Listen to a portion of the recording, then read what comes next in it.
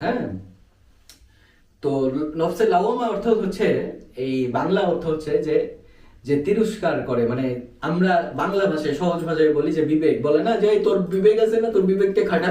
তো এই যে বিবেকটা, হ্যাঁ, তো আমরা যখন কোন একটা খুন করে দিই কিংবা মিথ্যা কথা বলে দিই কিংবা কারো যে সিস্টেম করে কিছু মেরে দিই, ঠিক আছে, তো সিস্টেম করে যখন মেরে দিই তারপরে কিছুক্ষণ পরে আফসোস হয় যে হে মানুষটা মানে মুখে না আসলেও ভিতরে কিন্তু কষ্ট, একটা মানে দ্বিধা তৈরি হয়।